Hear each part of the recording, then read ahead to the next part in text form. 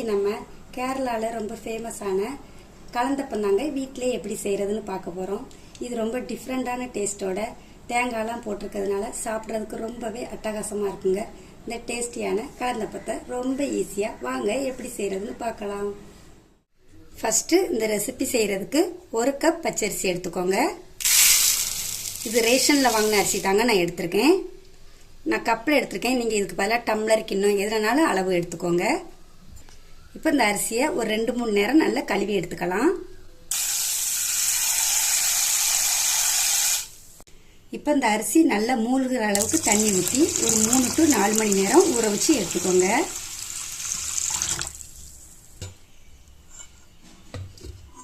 நாலு மணி நேரம் ஆகுது. அரிசி நல்லாவே ஊறி வந்திருக்குது.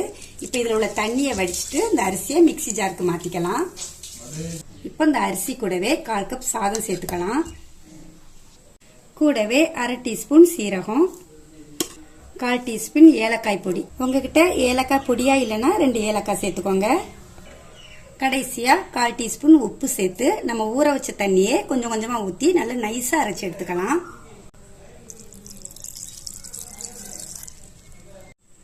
இந்த அளவுக்கு நல்ல நைஸா அரைச்சாச்சுங்க. இப்போ இதை ஒரு பவுலுக்கு மாத்திக்கலாம்.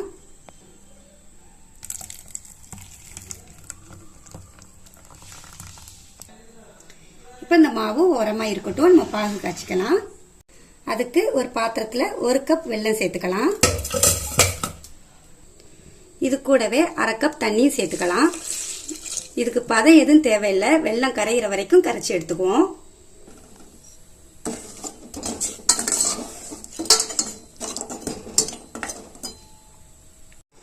வெல்லம் நல்லாவே கரைஞ்சிட்டுங்க. இப்போ நம்ம ரெடி பண்ண மாவோட இந்த சூட்டோட அப்படியே விட்டுறலாம்.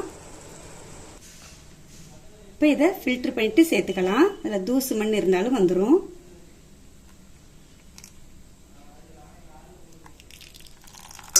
இப்போ இதை நல்லா அந்த சூட்டோட மிக்ஸ் பண்ணி விட்டுறலாம்.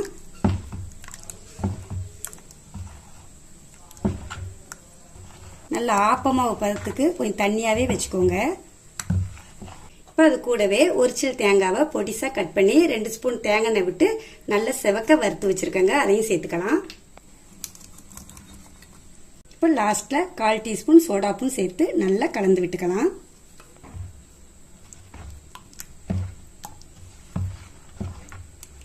இந்த அளவுக்கு நல்ல தண்ணியா இருக்கணுங்க.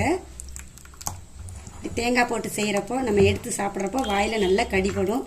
டேஸ்ட் ரொம்பவே அட்டகாசமா இருக்கும். இப்போ இதை நம்ம ஆப்பக்கல்ல ஊத்திரலாம்.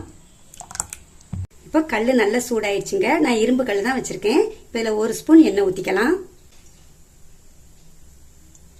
எண்ணெய் நல்லாவே சூடாயிடுச்சுங்க. இப்போ நம்ம ரெடி பண்ண மாவுல இருந்து ஒரு கரண்டி ஊத்திக்கலாம்.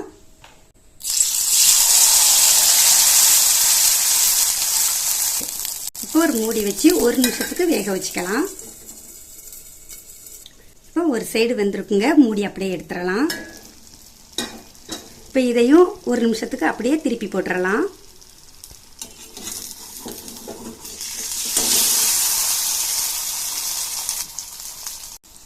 திருப்பி போட்டதுக்கு அப்புறம் 1 நிமிஷத்துல எடுத்துடலாங்க. இல்லைன்னா கரிஞ்சிடக்கூடாது, அதை பார்த்து செஞ்சுக்கோங்க.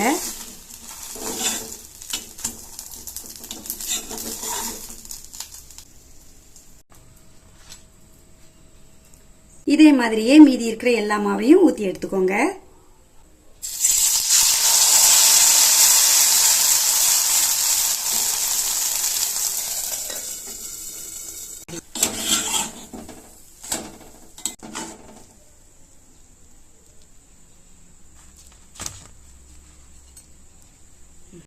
அவ்வளவுதாங்க. எல்லா அப்பவுமே சூப்பராக செஞ்சு முடிச்சாச்சு. பாருங்க, பார்க்கறதுக்கு எவ்வளோ சாஃப்டா பஞ்சு போல இருக்குதுன்னு. இப்படி வரி வரியா இருக்குன்னு பாருங்க. டேஸ்ட் ரொம்பவே அருமையா இருக்குங்க. கண்டிப்பா இப்படி வரணும். இது காலையில டைம் நைட் டைம் கூட செஞ்சு சாப்பிடலாங்க. வயிறுக்குமே நல்ல ஃபில்லிங்கா இருக்கும். டேஸ்ட்டுமே ரொம்பவே அருமையா இருக்கும். கண்டிப்பா இதே மாதிரி நீங்களும் உங்க வீட்டில் செஞ்சு பார்த்துட்டு எப்படி இருக்குன்னு கமெண்ட்ல சொல்லுங்க. இதே மாதிரி நிறைய வீடியோஸ்க்கு வீட்டு சாப்பாடு சேனலை மறக்காம சப்ஸ்கிரைப் பண்ணிக்கோங்க. நன்றி.